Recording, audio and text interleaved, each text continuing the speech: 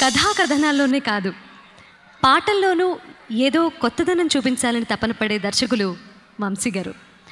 స్వరకల్పన పాటల సెట్టింగ్లో రొటీన్ పాటలు కాకుండా ఏదైనా కొత్త పాట రాయండి అని గేయ రచయిత జొన్నవిత్తల గారిని అడిగారట. ఎప్పుడూ ప్రయోగాలంటే ఇష్టపడే జొన్నవిత్తల గారు తన భాషా ప్రవీణ చదువుతున్నప్పుడు సప్తస్వరాలతో రాసిన ఒక పాటని వంశీ గారికి వినిపించారట.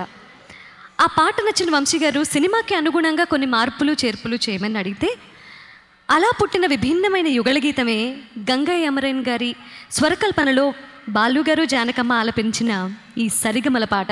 ఆ పాటను ఇప్పుడు బాలుగారితో కలిసి పాడడానికి వేదిక మీదకి రాబోతున్నారు కల్పన మరియు మాళవిక. ఆస్వాదించండి. జిలిబిలి పలుకుల చిలిపిగ పలికినవు మైనా మైనా, కిలకిల నగవుల వలపులు చిలికినవు మైనా మైనా.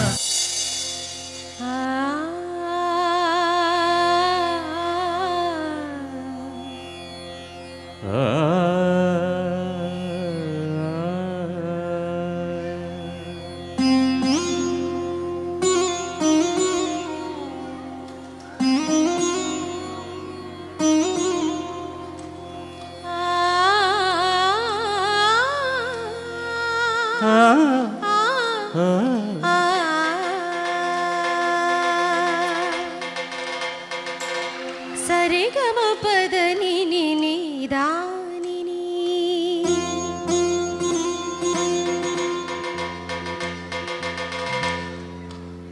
సరిగమ పదని ని దాని సరిగా సాగని నీ దారిని సరిగమ పదని ని దాని దాగని నిగ నిగ ధగ ధగమని, దామరి మానిని సరిదారిని, దామరి మానిని సరిదారిని.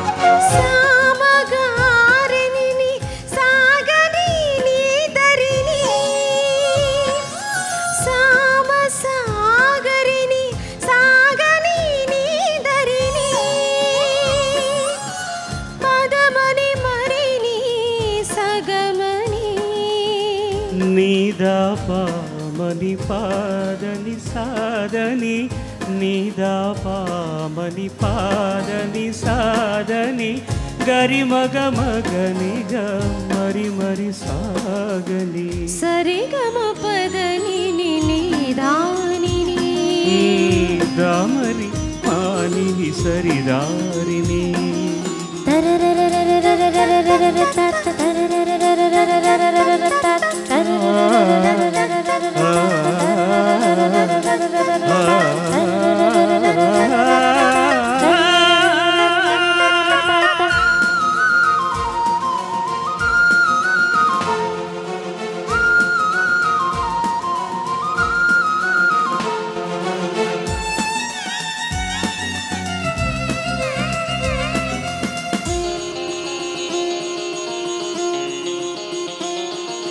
నిగమాగమాపగా నీ సరిగగాగా, నిగమాగమాపగా నీ సరిగగాగా, సరిగమ పదని గనిగా దా, సరిగమ పదని గనిగా దా.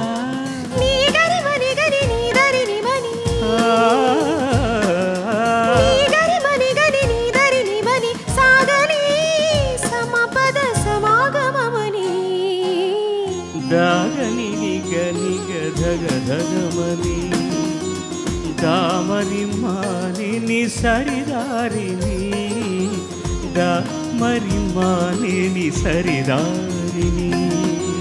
సరిగమ పదని ని దాని సరిగా సాగని నీ దారిని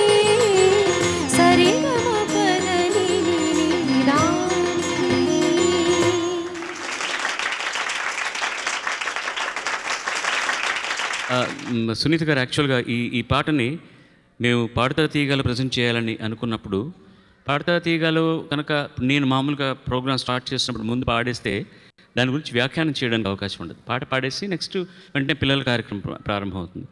అందుకని స్వరాభిషేకానికి ఇది ఉంచుకోవడానికి కారణం ఏంటంటే దీంట్లో ఉన్న ప్రాముఖ్యత. జొన్నవితుల రామలింగేశ్వరరావు గారు మొత్తం పాటని స్వరాలతోనే రాశారు. సరిగమ పదని నీ దానిని అంటూ ప్రారంభమవుతుంది. చివరి దాకా కూడా ఉన్న 7 స్వరాలనే ఉపయోగించి ఒక పాటను రాయడం, రాసిన తర్వాత ట్యూన్ చేయడం జరిగింది. రాయడం ఎంత కష్టమో ట్యూన్ చేయడం కూడా అంత కష్టం. ఎందుకంటే రాయడంలో ఊరికిన స్వరాలు రాయడం కాకుండా వాటికి అర్థవంతంగా ఉండాలి. అది చాలా గొప్పగా చేశారు ఆయన దొన్నవితుల వారు. గంగా ఎమరన్ ఇళయరాజా బ్రదరు దీన్ని ట్యూన్ చేస్తున్నప్పుడు న్యాయంగా అయితే ప్రతిదీ స్వరాక్షరం కనుక పెడితే చాలా కష్టమైపోతుంది. ఇప్పుడు సరిగమ పదని దాని స్వరాలే వేరే, ఇక్కడ ఉండేది వేరే. సో అందుకని వాళ్ళు దానికి లిబర్టీ తీసుకొని, నాకు తెలిసి ఒక్క చోటే వస్తుంది సరిగమ పదని, కరెక్ట్ స్వరస్థానాలు. ఆ తర్వాత మళ్ళీ గనిగా దా, ఆ 2 మాత్రం స్వరస్థానాలు వస్తాయి, మిగతా అన్నీ కూడా స్వరస్థానం ఉండదు.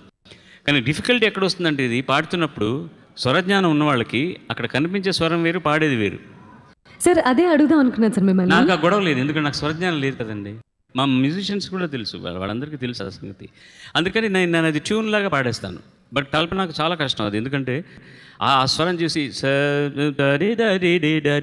వేరే స్వరం ఉంటుంది, ఇక్కడ రాసిందేమో సరి ఏదో వేరే ఉంది ఇక్కడ. సో ముందు ఆ ప్రయత్నాన్ని అభినందించి ఉపయోగించుకున్న వాళ్ళు ప్రొడ్యూసర్ అండ్ డైరెక్టర్, వాళ్ళకి ముందు థ్యాంక్స్.